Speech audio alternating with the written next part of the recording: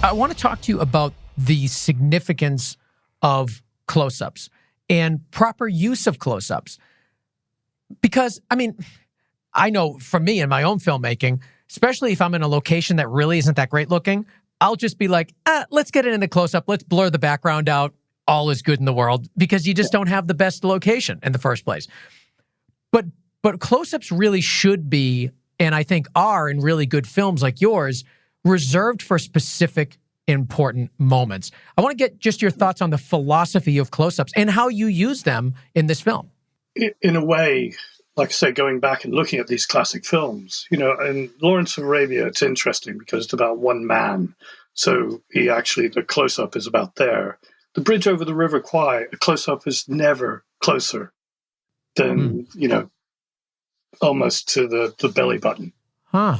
And what has happened? Well, there's a very long history in the change of visual concepts in filmmaking, and television in particular has had a great effect. In the 60s, one of the favorite sayings was, television is a close-up medium. It's a little screen, so get in there so we can see the face. And that has drifted then into the film world. So where people have become obsessed with the close-up, if you just put a lot of close-ups into a film, they lose their power. Absolutely. If, though, you save them for very specific moments, then they have an effect. The audience is drawn in to that person and what they're saying or what they're doing. And that's something that we very consciously, worked with in Judas and the Black Messiah as part of this, of humanization of Fred Hampton. That's where we see most of the close-ups, is in his interactions with Deborah.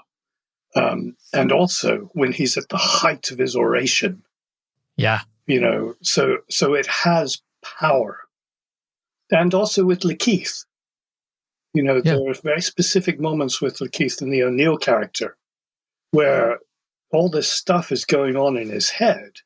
And Lakeith is doing the most remarkable performances. He's amazing. Is astounding. And all the story is being told in his face.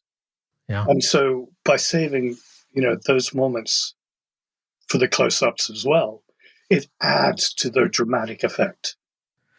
You did a story with British cinematographer, and we'll put a link to that in the show notes too, because you go really in depth to a lot of the things we're talking about here, and even some other things that we won't have time for. So I encourage you guys to all read that article.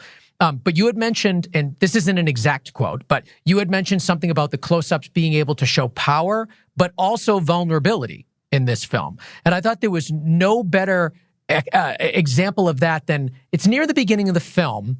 So we're in the scene where O'Neill's arrested for using the fake FBI badge, and he's sitting, and he sort of looks up in this pleading look of like, I'll do anything, just get me out of here. And it showed such an interesting vulnerability in his performance. Obviously, the performance was amazing, but the use of that close-up in particular was so powerful, and it just was like perfect for that moment. And it said so much about his character. Yeah. Well, and also, there's a very subtle raising of the camera above his eye line, looking down at him. And that the height of the camera is also an incredibly crucial thing when you're into a close-up. If you're looking up at someone, which we do a lot at, when Fred Hampton is giving his oration, it makes that person more powerful and more important. If you look down at them, it literally diminishes them. And at that moment, when Lakeith, he's stuck, the camera is just slightly above his eye line, looking down at him as well. So it's, there are so many things you can do to help with the storytelling in terms of the placement of the camera and also the placement of the character within the lens itself. That strength and power thing comes from putting them smack in the middle. And if you watch again, when Daniel Kaluuya is at the height of his oration, he tends to be as much in the middle as I could keep him. Yeah. And that, from being slightly below the eye line in the middle of the frame, it reinforces the real traits of the character.